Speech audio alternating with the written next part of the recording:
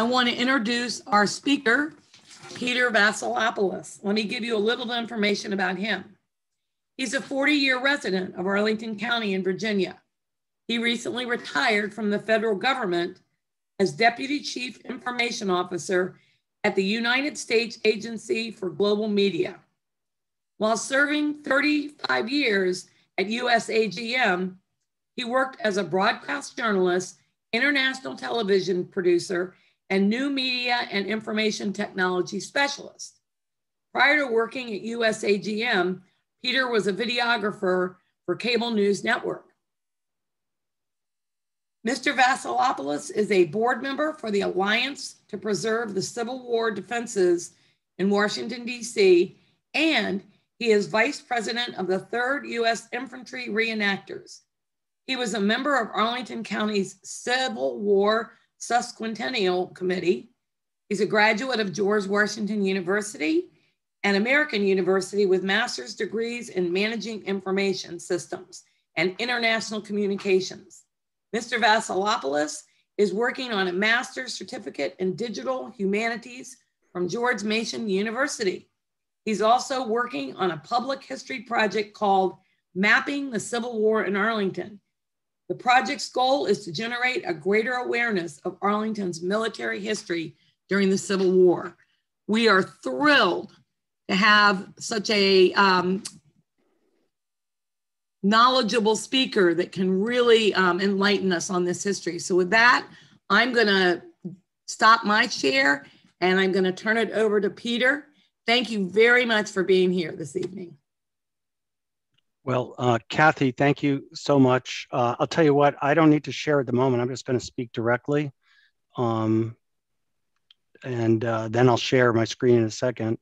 But first off, thank you all very much. I really want to appreciate Kathy for the introduction and also to the members of the Arlington Historical Society for inviting me to speak tonight. My presentation is somewhat timely because considering Monday, April 12th, marks the 160th anniversary of the attack on Fort Sumter in Charleston, South Carolina. While it has been 160 years since the start of the Civil War, the recent effort to save the February-Lothrop estate has rekindled attention to what happened in Arlington and especially on Upton's Hill during the conflict. But the 160th anniversary also serves as a reminder that history is a process of discovery. And in fact, the root of the word history comes from the Greek word historia, and I think my mom would be proud that I can even say that, which originally meant inquiry or the act of seeking knowledge. But in regard to the presentation tonight, it also means the knowledge that results from that inquiry. And I think when we're going to discuss the presentation tonight, it's what we are now relearning or rediscovering. And even though the February House, unfortunately, has been demolished, the campaign to save it was a motivating factor, especially for me. And as a result, I've gained much more insight into Upton's Hill and the surrounding area. And I think I can honestly say that in the past several months, while I've uncovered a few new things, most of the stuff that I'm uncovering are things that are known or were known, but for whatever reasons, people just have never really put all of that together. So, and then later on, I am going to present to the audience the presentation about the new website that I'm launching called Mapping the Civil War. A lot of the material that I'm presenting tonight will be on that site. So I'm going to go ahead and share the screen for the presentation.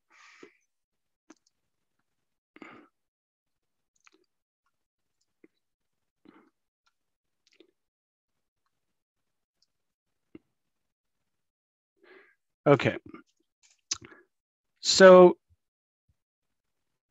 in addition to what I said already, I just want to say that I'm hopeful that discussions like tonight will continue to generate further awareness of Arlington's rich Civil War history.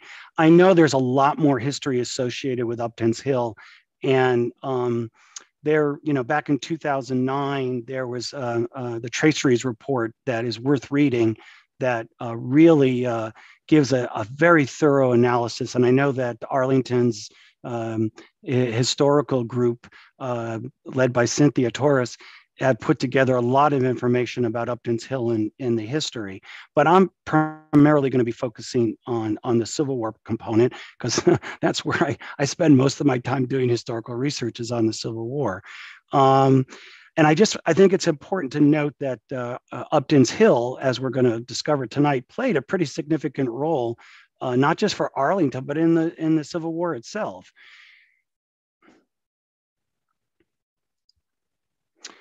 So some of you already know this. I know the Arlington Historical Society did an article on Robert Knox Sneeden. This is probably one of the better drawings that represents Upton's Hill and Upton's house that you see with the tower, and what to the left is Fort Ramsey. I think it's important to at least start out the bat that long before the Battle of Manassas, Antietam, and Gettysburg, the real theater of war, the real conflict was here in Arlington. It was between the Confederates and the Union troops, and there was a stalemate over who was going to control Munson's and Upton's Hill. And by the way, I'm going to use the possessive because that's what people back then in the 19th century, they would say Upton's Hill. They wouldn't say Upton Hill. I know today we've kind of lost track of the origin of the name, but for the purposes of history, I'm going to be calling it Upton's Hill. So from the period of June 1861, after Union troops across the Potomac and arrive into Arlington, till about the fall of 1862, Upton's Hill was a well-known theater of war, and newspaper readers in both the North and South couldn't get enough about what was going on in Upton's Hill in the Arlington area. I just found this story today. It's interesting. This is a Delaware Inquirer newspaper, and notice the date. It's Saturday morning, September 28th. This is about at the time that Confederate troops are going to withdraw from Upton's Hill. And I think it's an interesting story because it talks about they're looking by binoculars from Ball's Crossroads, and they can see the Confederates up on Upton's Hill. And it probably just exemplifies the fact that most of the trees had already been cut down for farming. And so you could see that distance. And they're talking about seeing Confederate artillery at the top of the hill. And they're also reinforced. The correspondent goes into a little bit of story about poor, at the time, it was Congressman Upton and in his family getting run out of their house. So it's a good way to start with the fact that Upton's Hill for a long period of time was in the news. It was constantly being discussed.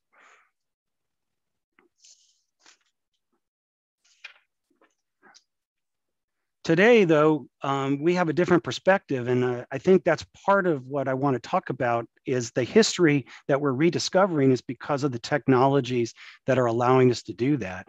The average person now has access to a considerable amount of historical research, including primary source materials.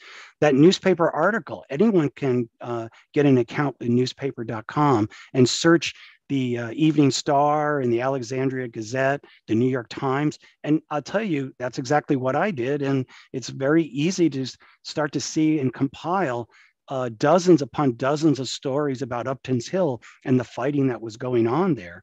And all this material is available. It's easy to find. And it reveals the news accounts of the day of troop movements, skirmishes, small battles in the area.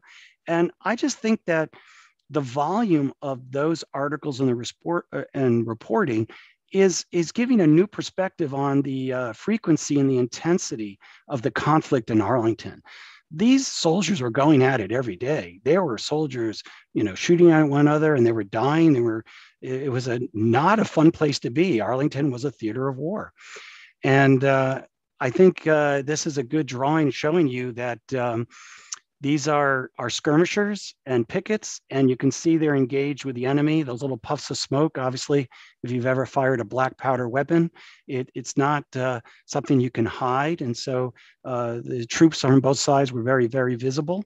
And also at the time, the average distance of this type of engagement was about 300 yards.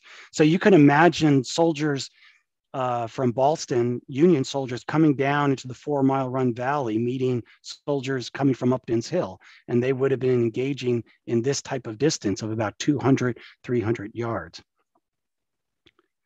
So for well over 1 year, Upton's Hill was the advanced line of the Army of the Potomac. And I think this image, by the way, and later on, I'm going to introduce Luke Burke, who actually brought this image to my attention. I think this is a fascinating sketch because this is here in 4 Mile Run Valley. And I think if you really look carefully, you'll see the train. And that train is the Alexandria Loudon Hampshire Railroad. And that camp you're looking at is what was called Camp Upton. And these soldiers are with the 1st Ohio Regiment. They were part of the initial 75,000 troops that Lincoln called up after Fort Sumter was attacked. And you're looking at a full regiment camp, and you're looking at approximately 1,000 soldiers there. And that's not that far from the Rose Garden in Bluemont, where that camp was. And I just learned that. I didn't know that it was that extensive. And I just do think, though, it just kind of makes you want to ponder 160 years ago, there were thousands of soldiers like what they're doing right here, going on patrol and skirmishing. And by the way, we're going to talk a little bit later, but these soldiers eventually fought at the Battle of Vienna, and that's something we'll discuss. So Upton's Hill was a very strategic location, and eventually when the Union Army finally is able to move into Upton's Hill and gain control, at the time, Major General George McClellan is going to order the construction of 3 forts. And these forts, Fort Ramsey, which you saw in the earlier drawing, Fort Buffalo, which is very close to the fire station at Seven Corners, and Fort Taylor, which is near Coons Ford. They were built and they played a significant role in the defense of the capital. And I've actually uncovered some newspaper articles that on several occasions, the cannons from those forts actually fired to prevent Confederate cavalry from getting closer. So it wasn't just that these forts just were built and nothing happened. They were actively protecting, and there were engagements around the forts going on quite often. This is an interesting drawing. It's showing the construction of Fort Ramsey and other forts in the area. And these are New York soldiers that are involved here. And look in the distance, you see the tower that they built on top of poor Charles Upton's house. That was a very important site in terms of observers would go up and they wanted to peer into Fairfax. And from that tower in the drawing, they could actually see the unfinished Washington Monument, and the semaphore flag flyers would actually be able to. This is this lecture. Let's see if we can get it to work. Okay. Yeah, I guess you got to mute. Sorry. It's a little. All right. So they would be able to communicate to people in Washington. Eventually, the telegraph found its way. One of the things that this was known, but it was new to me last summer, General Beauregard actually was quite antagonizing Confederate President Davis to attack the federal capital. This is a letter dated, as you can see, June 12th, 1861. So this is a more than a month before the Battle of Manassas. And there's Beauregard, who, by the way, is reported to have fired the first cannon at Fort Sumter. He's here now in the Arlington area, and he's itching to get into Washington, D.C. So I think it just reinforces the fact that there was a moment when Arlington, being the front line, could have been involved in a very significant and major battle. But one of the things that we know historically, that this threat, while it persisted for a while, eventually was resolved after the First Battle of Manassas, when the buildup of Union troops went significant in the Arlington area from 75,000 to 200,000. And as mentioned earlier, the 3 forts of Upton's Hill was surrounded by 5 Union camps. And these Union camps were significant in terms of part of the defense and the offensive nature of the Union Army. I just wanted to share with you, in addition to newspapers, there are a significant number of digital collections that are now accessible for free. And I think this is part of the history that is this digital history or public history that's making it easier now to search and put these historical facts together, to stitch together a bigger story about what was happening. You know, I can understand why decades ago people would say, well, okay, we had the Civil War forts in Arlington, we had some camps, but there wasn't that much fighting, there wasn't that much activity going on.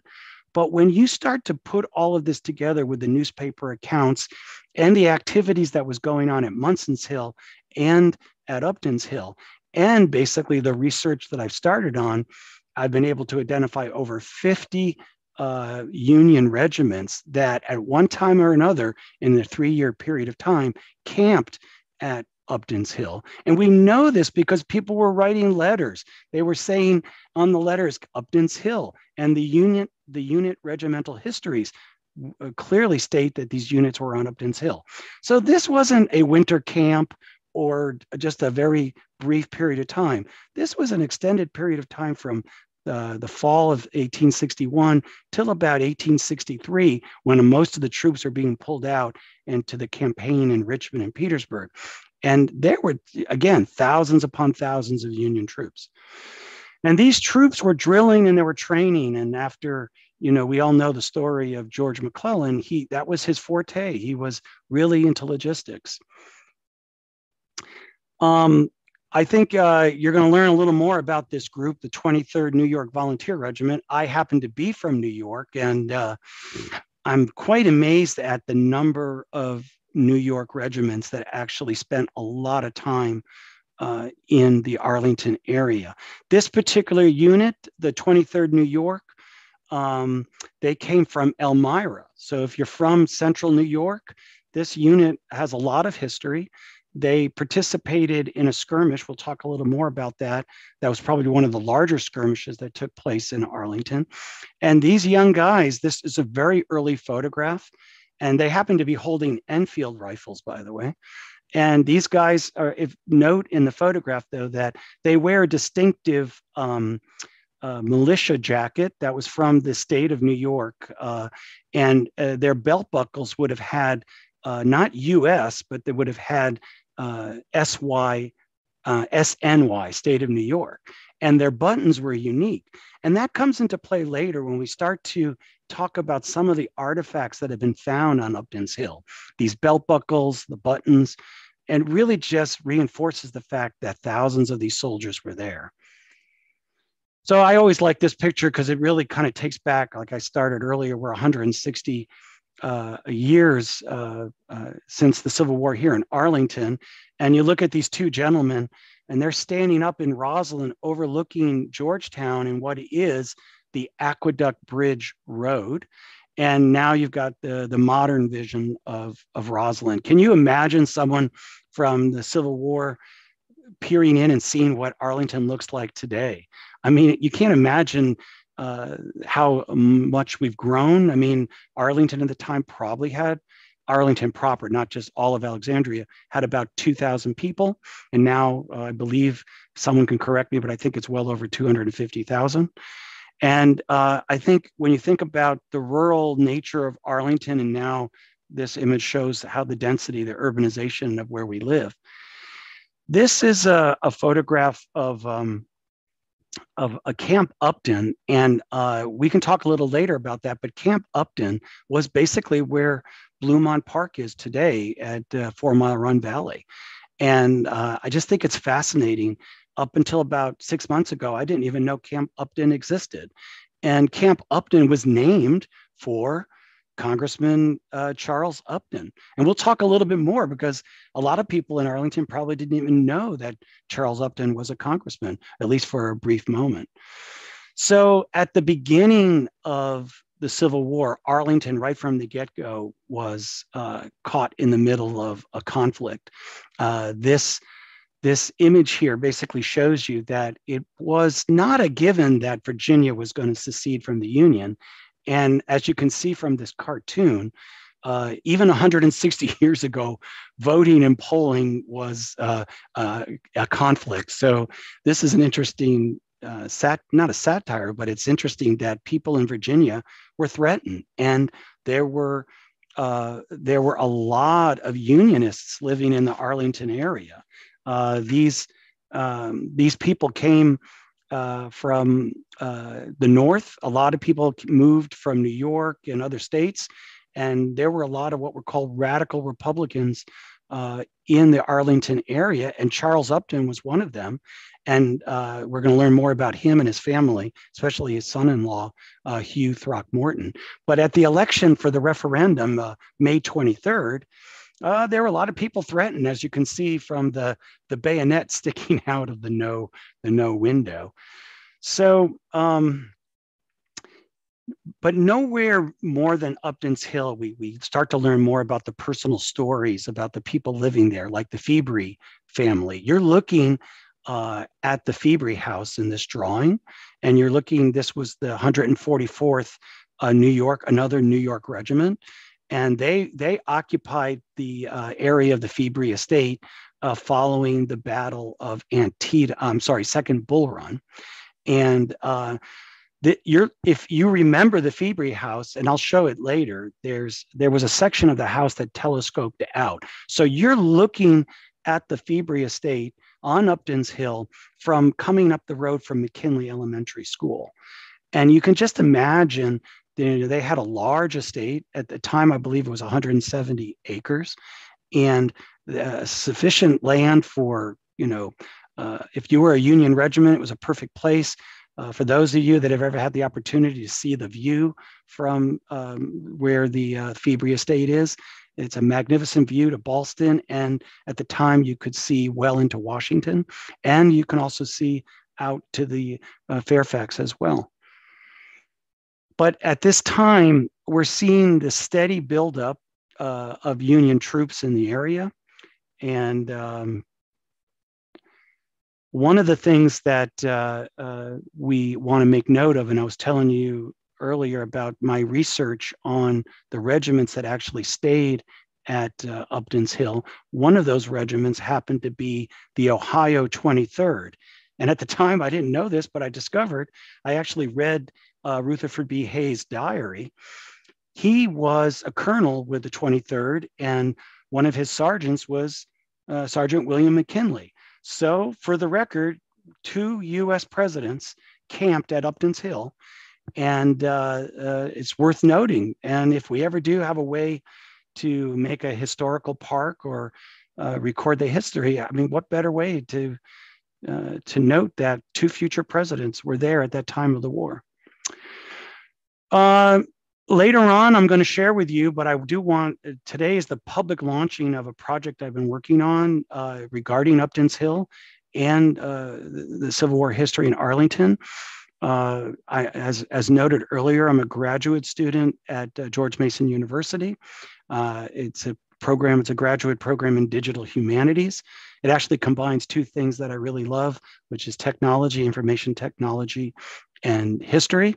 And one of the things that George Mason has been very active in public history is they've developed the platform to permit historical societies and small museums to put their collections online and make them accessible. So we'll talk a little bit more about that, but I'm really pleased to be able to announce the launching of the site. And for those of you that I'll put it on chat, the URL of the website a little bit later. So for some of you, this might be a new photograph, but I think this is probably one of the most amazing photographs of Upton's Hill and Upton's house. And I got this photograph from Wally Owen, who used to be at C.F. Smith, and he actually was a co-author of the book, Mr. Lincoln's Forts. And this is from the inside of Fort Ramsey looking out. and Washington would have been to the right of this photograph.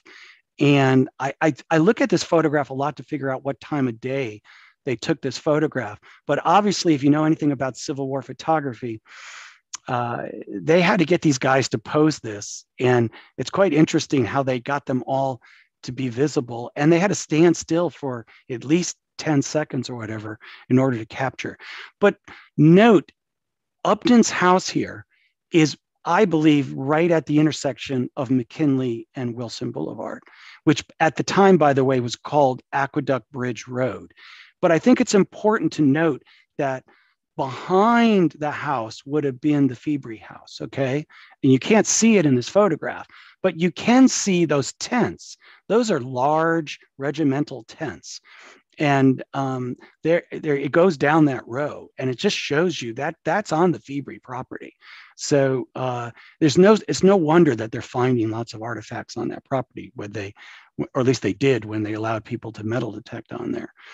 But I'm going to stop for a second, and I'm going to basically kind of set the stage for the next presentation, part of the presentation, which is I was trying to think of a creative way to present these different personalities that I've been uncovering as part of the research. And again, it's not that I found something mysterious and new. It's just that it's putting this all together because we're trying to focus on the Civil War in Upton's Hill. So for the purposes of the conversation right now, I want to tell you the story of the congressman, the caterer, and the aristocrat. So by now you probably know that the congressman is really Charles Upton. And I didn't know this until doing the research, but he was a congressman. He served briefly in the 36th United States Congress. And he basically had emigrated. Well, he came from Massachusetts in the 1836, and he actually was a graduate of Bowdoin College in Maine. And he was a fierce abolitionist. And why he came down to Virginia, I don't know that story yet. But I did contact Bowdoin College, and I'm hoping to get access to some of his papers, that they have there. But interesting enough, he tried to publish a newspaper in Virginia, and he couldn't. And I'm not sure what was the financials or the cost, but he ended up sometime in the 1850s, moving temporarily to Ohio, and that's going to play into the story of Charles Upton. And he became a co-publisher of the Zanesville Daily Courier, and it was a very pro-Republican newspaper of the day. And they had a competing newspaper that was very pro-Democratic, and that was called the Ohio Statesman. So for those of you that are from Ohio and are very familiar with Zanesville, it was very close to the Ohio and what we called West Virginia border. And in fact, it was very close to Wheeling, West Virginia, where Charles Upton was a delegate to go to Wheeling when they had the convention, the first convention, and they were trying to create a government in absentia for Virginia, because at this time, Virginia now was mostly under control of the Confederates. So Charles Upton was considered, pretty up there in this group of radical Republicans that were trying to form this kind of de facto absentia government. That he actually ran in a special election, and he was voted in as congressman and started to serve. But lo and behold, there was a congressman from Ohio that challenged his eligibility, because he basically said, well, wait a second, you voted in the Ohio election in November. And how can you then in 1861 run for Congress in Virginia? So it's an interesting bit of history. And for those of you that teach history in Arlington, I dare you to give that as an assignment to one of your students to do a study on Charles Upton. Very interesting character, worthy of a much more retrospect. But I find his story fascinating. And the other thing that I think it's fascinating associated with Charles Upton was that while he was a congressman, even for a very, very brief time, he basically was a pro-abolitionist. He was a contemporary of Lincoln, and he actually was active in the creation of what was then called the DC Compensation Proclamation, which allowed for the freeing of slaves and enslaved people in Washington, D.C. And this actually becomes a part of another story when we talk a little bit about Charles Upton's son-in-law, Hugh Throckmorton, who actually had slaves. And Hugh Throckmorton's uncle, John Throckmorton, ended up being an officer in the 6th Virginia Cavalry.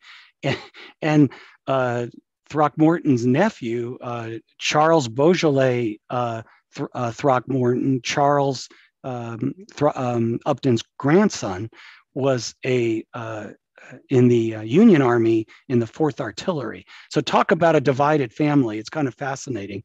By the way, I encourage everyone, if you have photographs of Charles Upton, of Charles Beaujolais Upton, I would love to get them. I searched and I couldn't find any. So that's something we could talk about later, about public history and collaboration.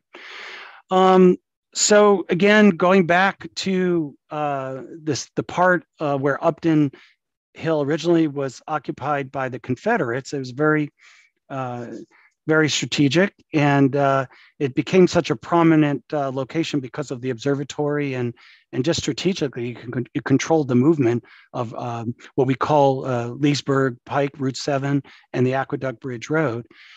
And as you can see from these drawings, the fort that they built there was a pretty basic, simple fort. And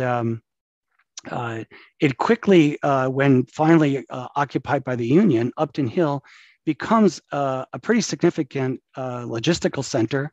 There were churches, there were hospitals, there were commissaries, there was a depot.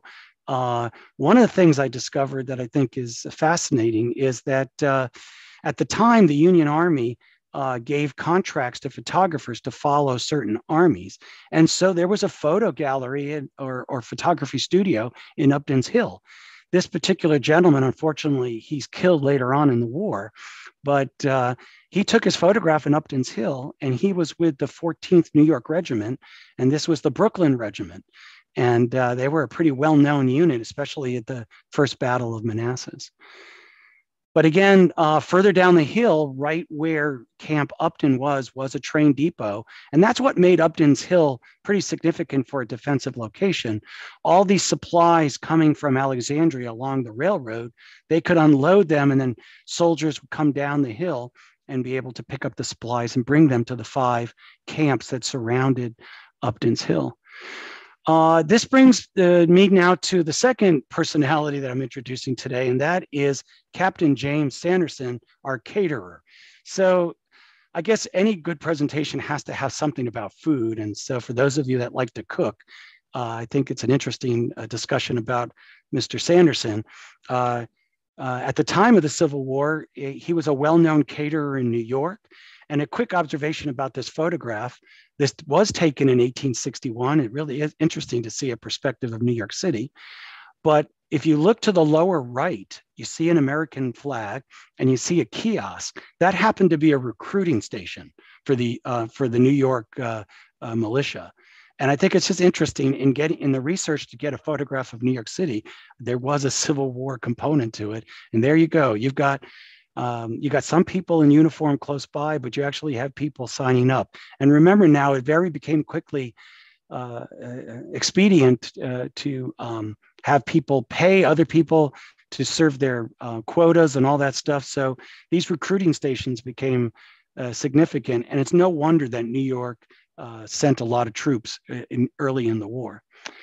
But again, Upton Hill Logistics Center, and there's Sanderson, and he's really worried about New York troops not eating well, because who would want to go to this kitchen, right? So this is a typical commissary, and notice how they've built their kitchen in a stockade-like fashion. And he was hearing reports that the New York soldiers weren't getting good quality food. So he signs up, and he decides that he's going to write a book This is a very well-known book, by the way, for us Civil War reenactors. And it's not a very big book, but notice at the bottom or above his name, there's something called the receipt for making bread in the portable field oven. Okay, and notice this funny name, the substance, I'm going to say it wrong, substance department. I mean, talk about an Orwellian term. So he became a captain in that department. And as a result, he comes to Upton's Hill. But what about these brick ovens? And so one of the things that he did when General James Wadsworth comes to Upton's Hill after Confederates withdraw at the end of September 1861, Sanderson is invited to cater a party for the general. And in order to do that, he takes his book to heart and he decides to teach the soldiers how to build these brick ovens. Now, I never really knew about these until I started looking at the book. And by the way, you can download the book and the recipes from my website, so for free, okay? So if you look at these brick ovens, I mean, basically, I was told later on by some of the neighbors living on North 9th Street that some of the older neighbors actually found remnants of these brick ovens right behind the Febrey estate. So we know these existed, but it's just kind of interesting to see what he proposed that they would look like. And look in the upper left, that's a pail. Most of the soldiers were not given cast iron because who's going to march 30 miles a day lugging a cast iron pail? Those were tin pails, and they were nestled, meaning they would have 3 to accompany, and that's how they would cook. And what did they cook? Well, this is what they cooked. You're looking at Captain Sanderson's recipe of pork and beans, a soup that he promoted. And we make this, modern reenactors, we follow this recipe. And this is something that actually a lot of people enjoy. So there you go. You're looking at a catered meal via the Civil War. So finally, the aristocrat. Well, for those of you that don't know me, my wife is French. And I found this little bit of historic information. I thought this was the most interesting of most of the facts that I discovered. And that was that a lot of French aristocrats somehow thought fighting in the American Civil War was something they needed to do. And this guy, the Comte de Paris, or the Count de Paris, he was also, I believe, known as a pretender to the throne. So this is the time of whatever regime in France, and the royalty has long been gone. But he had a historical connection, and he ended up serving for a year with the staff of George McClellan. And now I'm going to get into a little bit of controversy here. So I'm going to just, for truth in advertising, I decided to use this photograph because it says Upton's Hill on it. But there's another photograph that other historical collections say was from Miners Hill. So I'm not saying that this photograph was taken at Upton's Hill. I'm just saying that someone believed it was, and that's why they wrote it on this image.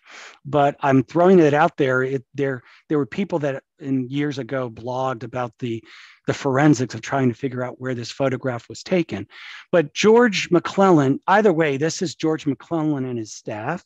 And a bit to the right of George McClellan, you can see the Comte de Paris standing there. He's rather tall. And you can see George McClellan, who was, known as the Little Napoleon, was not.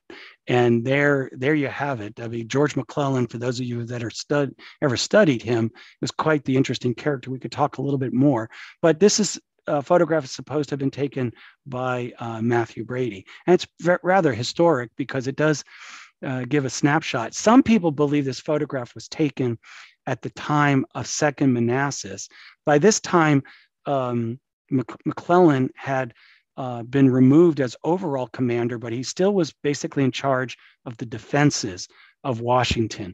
And according to McClellan's diary, he rode out to Upton's Hill. It's noted in his diary. And while there, he could hear the cannon fire of the battle going on, and ultimately the tragic defeat of General Pope, who was unfortunately entrapped into that second battle. But one interesting thing about the Comte was it gets me to talk a little bit about Thaddeus Lowe and the Balloon Corps. And I think it's important to note that he was all over Upton's Hill. Thaddeus Lowe and the Balloon Corps actually stayed at Upton's Hill for a while. They camped out there and they launched their balloons many, many times. And one of those times they permitted the Comte de Paris and the entourage to go in and fly above. The account was that he went up about 1,000 feet. And from that vantage point, you could see well into Fairfax City. And they were able to see the Confederate, the disposition of the Confederate troops. Interesting enough, you can look at how many men were involved in the operation to launch one of these balloons. By the way, Thaddeus Lowe, very interesting character. He doesn't end the war still in charge of the U.S. Balloon Corps, but he did a lot of things in Arlington that are firsts. And again, Arlington has credit of being the first site of an aerial balloon reconnaissance and also the first site of an aerial balloon being shot at. So we can make a plaque about that too. I find this drawing, we were talking about the train depot and the drawing, this drawing shows that train depot, and it also shows what appears to be, I believe, Aqueduct Bridge, and you're looking at 4 Mile Run, and I think it's kind of interesting. I mean, the quality of the drawing is interesting, a little childlike, as far as the train, but I do think that it does represent, and it does, confirm that there was a train depot there, and the railroad went through it, and one of the things that was significant about that railroad is it played a very important strategic role. And we'll talk a little bit more about the railroad later, especially the bridges that were constantly at threat. That now brings me to a conversation that Annette, if you can bring online my colleague Luke Burke, and I wanted to just once again thank him. Luke was the one that got me familiar. Luke can just unmute. Luke, if you're out there, I know you're out there, you can just go ahead and unmute yourself. Yep. Hi, everybody. Hey, Luke. Thank you. I have to give a lot of credit to Luke. He introduced me to Charles Ballou. He was with the 1st Ohio, and like I said earlier, early in the war, especially around mid-June, the Union forces had come in as far as Upton's Hill, and the railroad was very strategic, but the Confederate raiders were destroying those bridges. And the 1st Ohio was tasked by General McDowell and General Schneck from Ohio. He was one of those political generals to protect and guard those bridges. And the drawings that we're seeing here of the bridges over 4 Mile Run. I was going to say Madison County, sorry, but the bridges of 4 Mile Run, look at the simplicity of the truss bridges. Now, I have to tell you, I went around 4 Mile Run looking where these bridges are, and considering that we know that they were camping at Camp Upton. For those of you familiar with the Dominion Hills Park, this is the bridge right by the Dominion Hills neighborhood park. Now, go there and take a look at that, and you'll see on the right-hand side the original brownstone still exists from the Civil War. On the left, the wall was destroyed and it was pushed back further. But I think it's fascinating to go back and take a look at this. And Ohio troops actually camped in the area. They basically were there and dropped off there to protect. And that movement from Alexandria of loading up the 1st Ohio with all those troops led to what eventually became the Battle of Vienna here in Fairfax, June 17th, 1861. And this image shows what happened as they were traveling from Alexandria and stopping at each bridge and dropping off a company of troops. The Confederates, by the time they got to Vienna, were well aware of that. And that battle ensued. And I'm just going to quickly go back to this drawing. Luke, you were the one that brought this to my attention. Tell the folks what this is, what's occurring in this picture. Yeah, sure. So, like Peter said, Charles Ballou was part of the 1st Ohio Regiment, and he was on the train that day. And they dropped off a couple companies on their way to Vienna, but he was still on the train when they got there. And the Confederate batteries started shooting at the train, and the soldiers all filed off into the woods. And what you see here is Charles, drawing of the Vienna engagement, which is pretty unique. I mean, you don't see. Obviously, you saw the other drawing that Peter showed of the engagement. That was, a newspaper correspondent drew probably after the fact. But that drawing is from somebody who lived the skirmish. So some of the other, hang on a second. I think but there is actually, this is a perfect example, by the way, of a digital collection. And I didn't post it for today, but because I got so interested in Charles Ballou, I just happened to come across an eBay auction, and someone was auctioning off his discharge papers because he ended up getting very sick. And in 1862, February, he ended up being discharged from his regiment. But that's how much I like this guy. And I really thank Luke for bringing him to my attention. But Luke, stay on for a second, because this guy I found recently, Charles W. Reed. This is an interesting perspective that he drew of Upton's Hill. Many believe he drew this from climbing the tower, and you're looking towards Route 50 from this vantage point, okay? And I don't know if you've already started to track this, but every time someone drew Fort Ramsey, it looks different.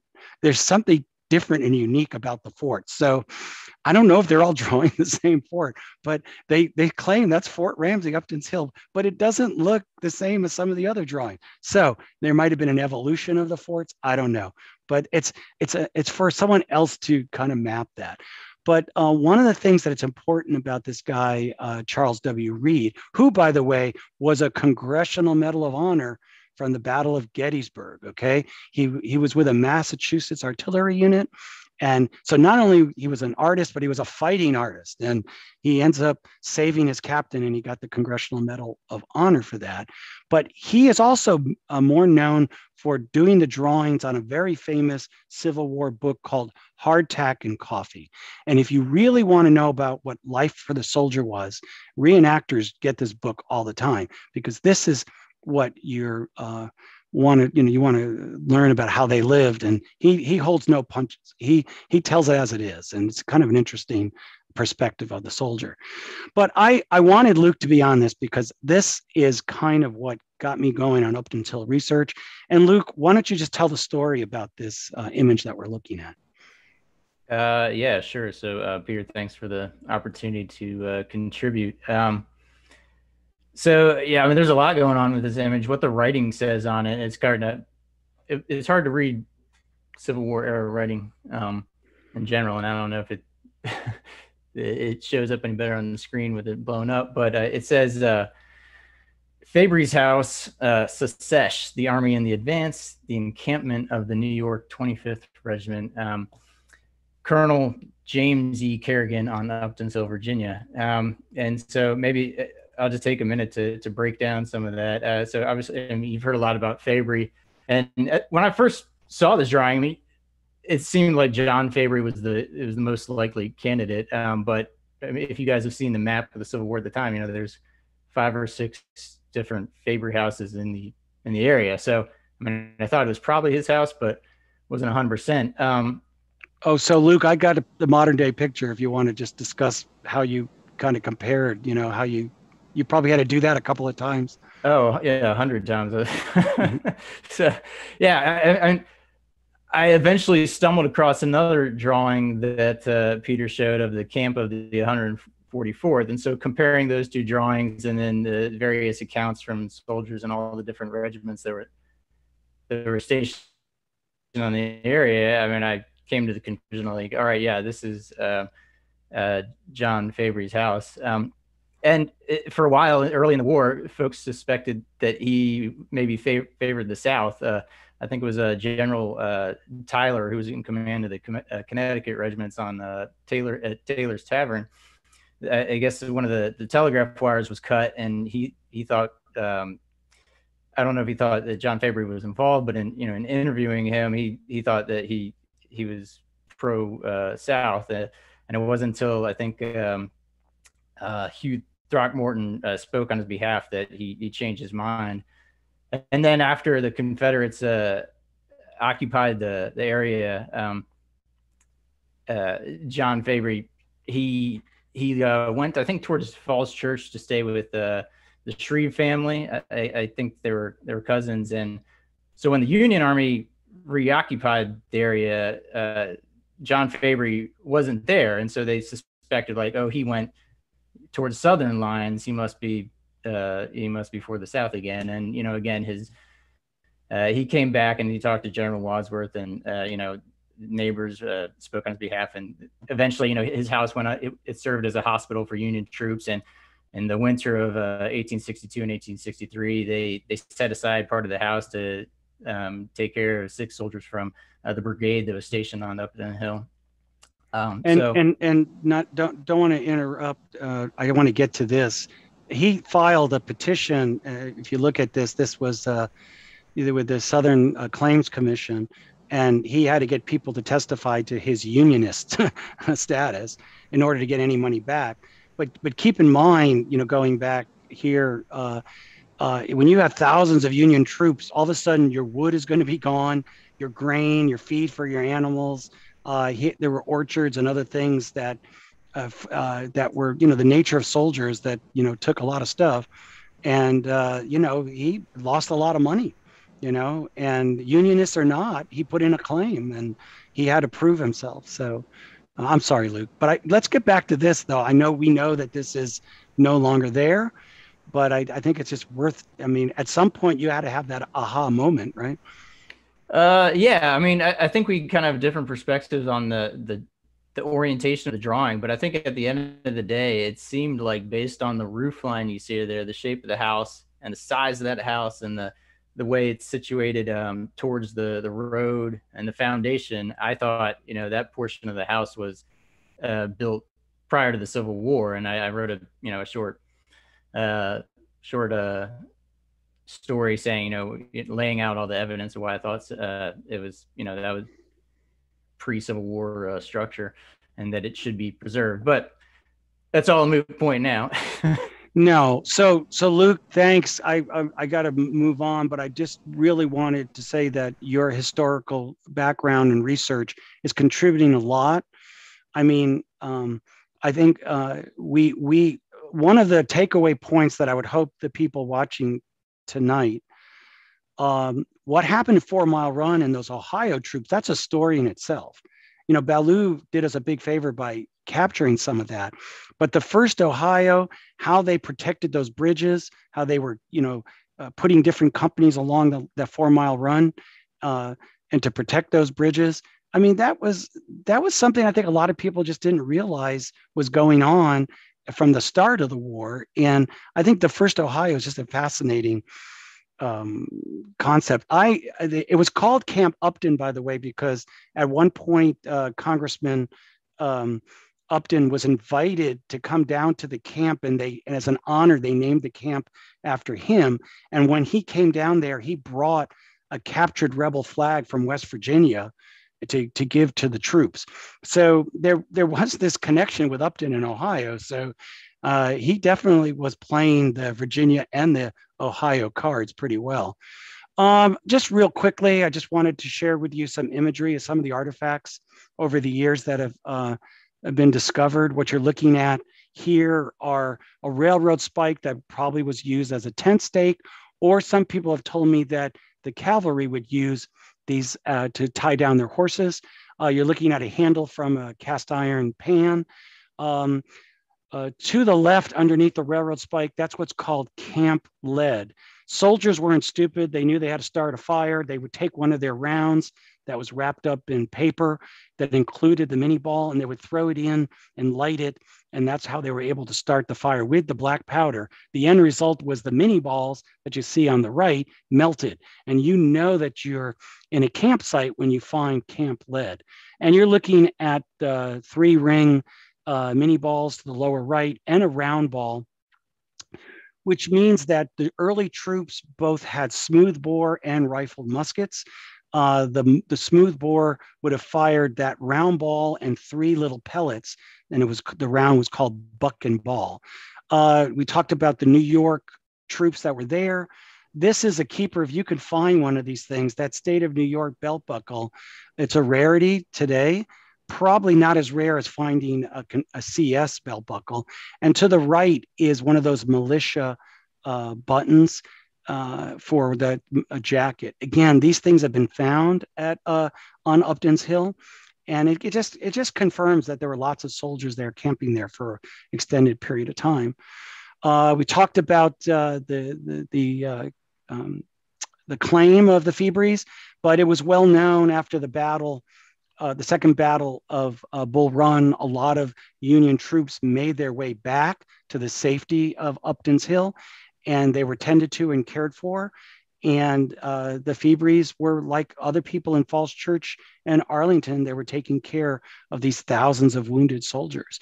We don't know for certain. Unfortunately, no one had the opportunity to do any ground mapping, but it is believed that on the property, you're going to find amputation pits like they found out in Manassas. Anytime there were medical facilities and hospitals and soldiers are wounded, there's going to be amputations, and you have to have some place to bury those the limbs and appendages. So again, this drawing is really significant when we talk about Upton's Hill, because this is a turning point in the war, and this is where the music needs to come up real full. Lumley, the artist, he was an illustrator, very well-known illustrator. He gave us a very bold title, The Army in the Advance. And he kind of reflected the hopeful nature of the Union in terms of how to bring the fight to the Confederates. And by the way, at the bottom, look at the note, it says the evening parade. So you're looking at a full regiment out in display in front of their officers. And you're looking at about approximately 8 or 9 companies of about maybe 60 or 70 men. And I think it's pretty outstanding that was up the street from where I live. And, every time I walk up McKinley, I just look at this and I picture this in my mind.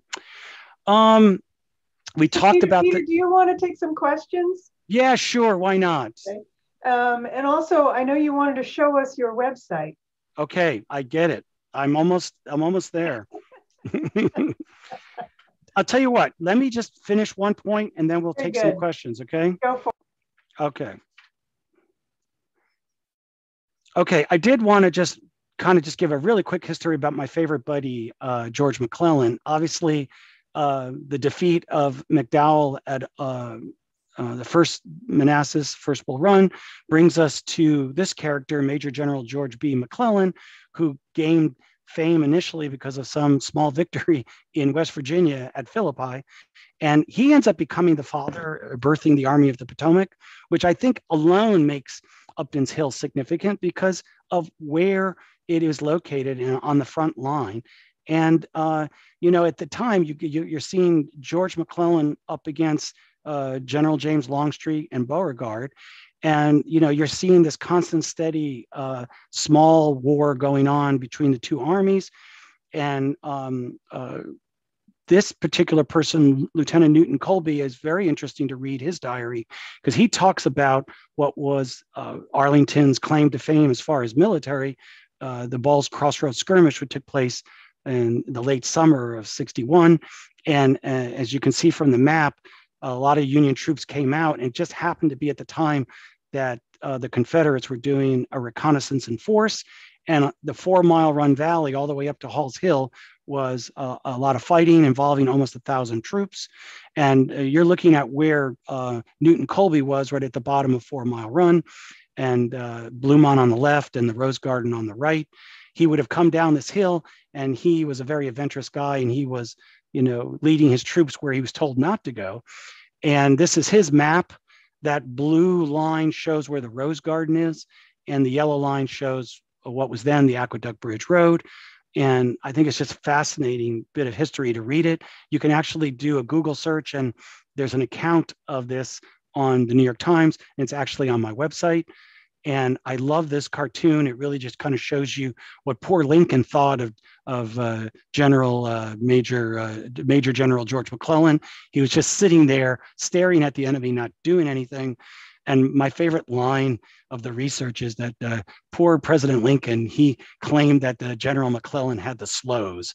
So it was a very frustrating experience between the two of them. And again, another photograph of the New York 23rd that fought in that skirmish. And I think ultimately what saved McClellan is that the Confederates finally decide to withdraw, and then he moves in and he claims victory. This is the only time a general, he didn't do anything to deserve it, but this is a drawing of George McClellan arriving at, I believe this is Munson's Hill, and claiming this immense victory. He writes about it to his wife in his diary, and he basically says, "Thank God I don't have to see that crappy flag anymore flying, and hopefully this is the last time that that was the Confederate flag flying from Munson's Hill, and that hopefully it's the last time that the Confederates ever see Washington." So that being said, I'll tell you what, I'll leave it right here at the Grand Review. This is probably the exclamation point of McClellan. He engineers this Grand Review at Bailey's Crossroad of about 50,000 Union troops, probably one of the largest assembly of troops in the Northern Hemisphere. And I am going to go ahead and accept questions. Go ahead. Okay. All right, great. So this is way back at the beginning when you mentioned Fort Buffalo. Yes. Dana and John were wondering if you could talk a little bit more about Fort Buffalo, where it was, that sort of thing. If you're familiar with Sleepy Hollow Road, there's the fire department on the right. I think there's a hospital, and on the left was the fort, and people still are finding artifacts from that fort, and it was constructed by New York troops, hence the name Fort Buffalo. Mm-hmm. And that came later on after Fort Ramsey. Okay, this was General McClellan very concerned, and he really was trying to beef up the defenses, which came in handy at the Second Battle of Bull Run. Okay, great. And Craig wanted to know, in your picture where that was posed, where you told us that Washington was on the east, was it to the right? To the right. Yeah. And then it looks like the cannons at Fort Ramsey were pointed at Washington. Could you explain that picture a little bit more? Well, understand those forts were outposts. They had to be surround sound. Okay. Excuse me. I mean, they had to be in a defensive mode. It's kind of like a fort in the Old West, I mean, you just don't have a front. The whole circle area, you have to assume that you're going to be enveloped. So they had to defend against the entire 360. Got it. Someone else mentioned that Matthew Brady may have been around there. And you talked about a photographic studio. Would this have been his? No, those particular I mean, he did take photographs on and around Upton's Hill, or a lot of the people working for Matthew Brady. I mean, a lot of photographs are attributed to Matthew Brady that he didn't take. So that's a whole different historical conversation. But he was the brand. So, and by the way, he had a studio downtown Washington, right near the National Archives. And if you've ever seen the Temperance Fountain, that's right where his studio was located. Oh. I think what's important to note at the start of the Civil War, the carte de visits, those CDBs, that poor soldier Mallory who died later on. Soldiers are at camp, they're thinking about the future, and they say, hey, if I can get a photograph and send it back to my family, at least they'll have an image to remember. They had just come out about 5 years earlier with a process to make a multitude of pictures with, they would have a camera with like 4 lenses. And that just simplified the process of making these CDVs. They were about the size of a baseball card. And guess what? Baseball cards are a result of Civil War photographs. The origin of the baseball card can be traced back to the Civil War. And by the way, baseball can be attributed, or at least the popularity. Abner Doubleday did not invent baseball, but the popularity of baseball was because soldiers played baseball at the camps. That's great. Now, you may have mentioned this a little bit already, but if you have any more add to it, that'd be awesome. Patricia wanted to know more about the Dominion Hills encampment. Dominion Hills encampment. Well, all around Dominion Hills. Oh, you're talking about the bridge on 4 Mile Run. Yeah, I would hope the Arlington Historical Society can help historical researchers get permission to do some metal detecting around there, because I would imagine not far from where the secondary bicycle path meets up with the road, and there's an open lot. I suspect that area was where some Ohio troops camped out to protect that bridge. This might be a little bit after your time, but Ed wants to know if McKinley Road was likely named for William McKinley. When did we discover that William McKinley was there? I for a brief moment, I thought the same thing. So kudos for you thinking that way.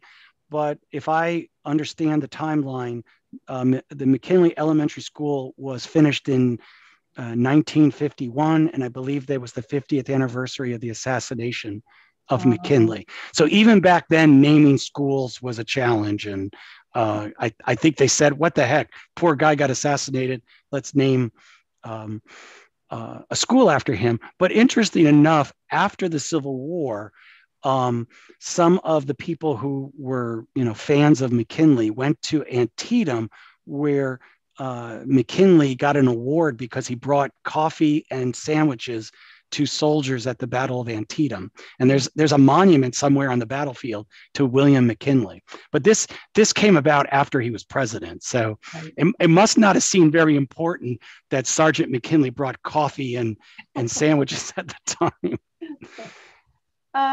Patricia would like to know if when the developer breaks ground at the February site, is there any county regulation that requires that found objects be provided to the Arlington Historical Society? Oh, Patricia, if only that were true. No, Peter, do you have any information about what happens during development when things are found? As far as the discovery of artifacts, I mean, that's the developer's property. I think we know from what just happened with February that Virginia property rights are very clear. But I do know that if human remains are discovered, then that's a whole different equation. Then a whole bunch of highly trained medical personnel need to come and do the forensics and figure out who they are, when did they die, that type of thing. Yeah. I'm not wishing it upon the developer, but I just they do the math. If you had thousands and thousands of wounded soldiers coming through that area, and several of them got amputated, and there had to be a place to deposit those cut off arms and legs. Jordan would like to see the Balls Crossroads skirmish map again, and have you describe the troop movements a little bit more. This map right here. That one? Is this the map? Yes. Okay, so forgive the crudeness. This was my first attempt at doing a military map, and it's really not for historic accuracy, more for just telling the story. But keep in mind, at the time of August 27th, the Confederates had occupied the high ground. They occupied Munson Hill, Upton's Hill, Miners Hill, and Hall's Hill, I believe, was the objective of their movement. And eventually the Confederates will briefly occupy Hall's Hill, and they will burn Basil Hall's house. I know Arlington's Historical Society has done articles about Basil Hall, and it's fascinating character. I have to say, from a 21st century perspective, I just find it hard for someone to claim that they're a unionist to own slaves, but he did. He claimed to be a unionist, and he did own slaves. But the history of Hall's Hill is probably a whole different matter. I only regret that when they started doing the excavation work at Virginia Hospital, that I didn't pay more attention, because I imagine they must have found a lot more artifacts over there as well. I just think it's important to note that on a daily basis, okay, this is the important part of what I'm trying to educate people. that thousands of Union troops are along this kind of line.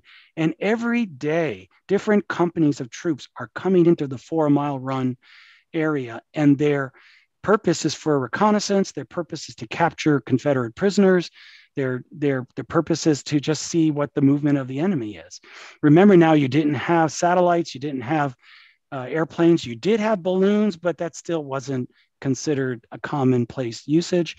And the only way you're going to get accurate intelligence is sending your troops out there. Plus, notice that you're going out and extending about a mile away from the camps are. So if your troops engage the enemy, they're going to fire their muskets and you're going to hear that. And that gives you plenty of time to mobilize the troops and prepare for an attack. I hope that answers the question. All right, Tom Dickinson has a comment. He says that if human remains are found on the February Lothrop Rouse site, there is no enforcement mechanism for reporting any such finds. They could be found and then immediately destroyed and covered over, since there is no inspection requirement on the site. Yeah, unfortunately, first off, I just want to shout out, Tom, thank you for all your efforts, you and John Reeder. I know I promised myself not to get too caught up in 21st century politics, but this is about history and this is about preserving history. And, you know, I get it. Property owner wants to do what they want to do with their house. That's great. But history is public. The history of what happened on Upton's Hill is not owned by an individual. It's owned by all of us in Arlington. So I think it's important to forever buys that property. I think they need to recognize there's a little bit of a shared involvement of saving that history in any way possible. And other locations around us, they do a better job of partnering and preserving that history, whether it's Fairfax and Loudoun County or whatever. So again, shout out to Tom for all your efforts, John as well, John Reeder. And again, just one final thing as a shout out, April 17th, I believe the board is going to hear from everyone as to whether the land, not the house, should continue to be designated a historical designation. I still think that's a strong avocation that the land, as you're learning tonight, a lot of history happened. I know most of what I said tonight is Civil War history, but a lot of history happened there. And it's worthy for at least a part of that land to be preserved. So that's my pitch. Thanks, Tom, for the question. And you answered Nancy's question, who asked the same question about the pending historic designation of the site. So that's great. A twofer, good. That's right. I'm economizing. Folks, do you have any other questions? Well, while you're doing that, let me just get back to another important thing that happened. We talked about the Grand Review, but you know, everyone by now needs to know this if you've ever gone to Upton Hill Regional Park. You know, the Battle Hymn of the Republic, Julia Ward Howe, she goes up to see the Grand Review. And most people believe she went to Upton's Hill to see it from the vantage point of Upton's Hill. If you're going to look at 50,000 troops maneuvering, Upton's Hill would have probably been a good place to watch it. And here she is in a carriage with friends, and they're riding back at night. They're seeing the campfires, and they're hearing these men, the soldiers, singing John Brown's Body. And again, they said, oh my God, it's a horrible song. And her friend says, well, you're a semi-amateur poet. Why don't you write different words? And she goes back to the Willards Hotel and she wakes up 2 o'clock and writes the poem on the left. I know it's a bad image. You can't see it, but the Bible Museum actually has the original where she penned the verses. And if you've ever read all 3 verses, it's stunning. And I'm thinking to myself, holy cow, I wish I could wake up at 2 o'clock in the morning and write something like this. So anyway, good. I got to put Julia Ward. Oh, and I did want one final thing. There is a huge connection to the Emancipation Proclamation to Upton's Hill. Again, you're looking at a photograph of contraband and enslaved, and a lot of the families on Upton's Hill own slaves, the Febrys and the Throckmortons. And we talked about Charles Upton, contributing to the emancipation in DC.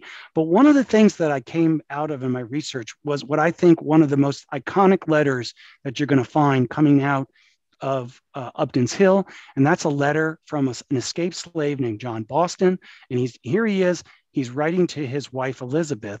We don't think the letter got to his wife, but it did get to the politicians in DC. And it became a very political memento because they used this letter as part of the case for the Emancipation Proclamation. And this is the letter. Again, that's unfortunately, I left it the way it was in the way it was written. I didn't try to correct it. But here's a man very concerned about his wife, and it's so human. I mean, this is he's basically letting his wife know, and he's now with the 14th Regiment, again the same regiment from the gentleman that was killed, the Brooklyn Regiment. And I just really felt it's important to end here that, I know a lot of people, for whatever reasons, want to minimize what happened on Upton's Hill. But when you read this type of stuff, I mean, holy cow, the saving and freeing the slaves and saving the Union, Upton's Hill played a big role in that. And I'm hoping that any future developer acknowledges that, So we're reminded that you have a website you want to show us. Oh, thank you so much. Yes. Okay. For those of you that want the URL, I put it in the chat. You're the best. I'm Venmoing you $5 for doing that. Right? No, it's a joke. It's a joke. Okay, so I'm a grad student, so don't be too harsh, but this is my graduate project. I'm gonna get graded in about a month. So I'm still going through a process. So your feedback is welcome. Let me just go ahead and stop sharing for a second, and I'm going to go ahead and share again the website itself. And I just want to do I have time to walk people through it? Sure. Wonderful. Now I'll answer questions while I'm doing this. So I can. Yeah. So if you want to unmute and ask questions, that's fine. Yeah, I'm multitasking. So this is my site. For the last year, I've been thinking about this site, mapping the Civil War in Arlington. The root of doing this is because the previous class I studied about mapping, and I did an exercise on mapping the origin of Union troops from different states and where they ended up in Arlington. And as a result, that got me wondering, well, what the heck? Arlington, a lot happened. I know that Charlie, the guy who writes for Falls Church, he did a similar mapping. Charlie Clark, yeah. Charlie Clark. I'm sorry, Charlie. Apologize. But again, one of the features of the site, it has a map. So it shouldn't be called Mapping the Civil War if it doesn't have a map. And you can search for articles. And again, like here, if you wanted to know about the diary of John G. Morrison, and he was with the 30th New York, and he talks about life camping on Upton's Hill. And you actually can download a PDF copy of his diary. Another feature of the site is a timeline feature. So for those of you that are just getting excited about the Civil War because of this presentation, I would start here. Look at all the cool things that happened in the Civil War lifetime of Arlington. And I'm not going to go one by one, but I think there were definitely unique moments in history here in Arlington where you want to know the history of Arlington and its impact for those that live. By the way, for those of you that never saw this is a picture of Arlington Mill. It was one of the largest mills on the East Coast. And the wheel itself was like 30 feet diameter. And it was considered a pretty significant industrial point here in Arlington. And the reason why it's not being constructed, in fact, it's being deconstructed. Union soldiers were removing planks for firewood. So again, I told you that the back-end technology is something developed at George Mason University called Omeka, Omeka, and the what do you call it? The motif of this is that if you're a museum, you're going to have items, you're going to have collections, and you're going to have exhibits. So for items, if you click on items, there's a list of all the items that I've loaded. Like right now, I've done 161.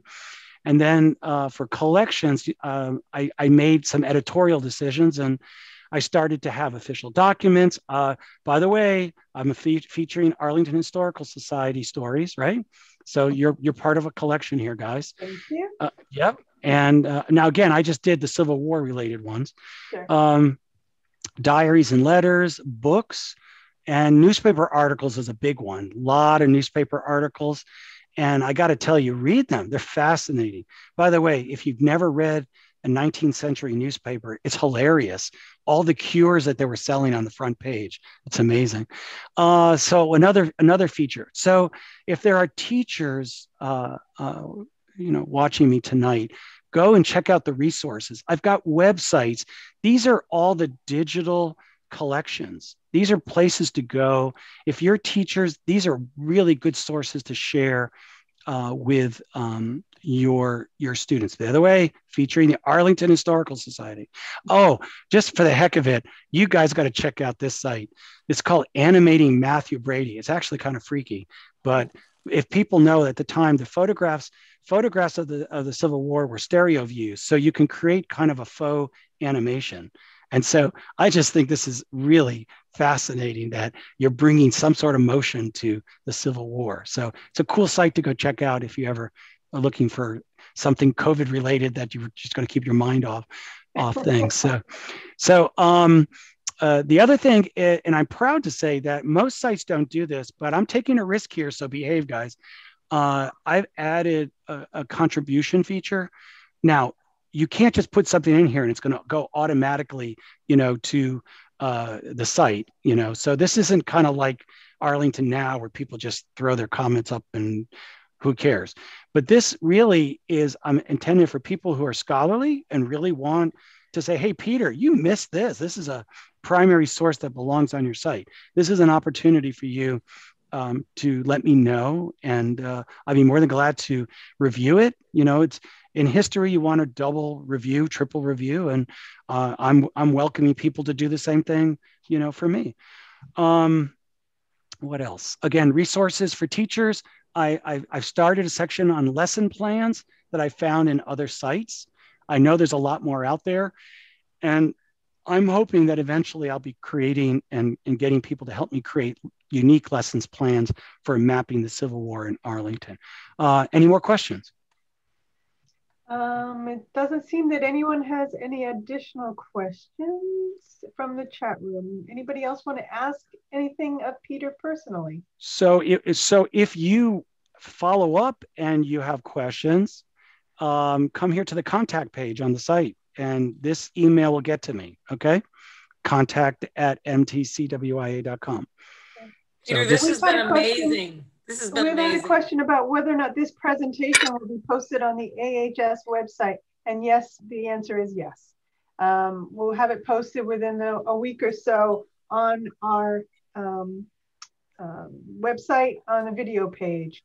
So keep an eye open, and we'll be posting it on our Facebook site to let you know that it's available.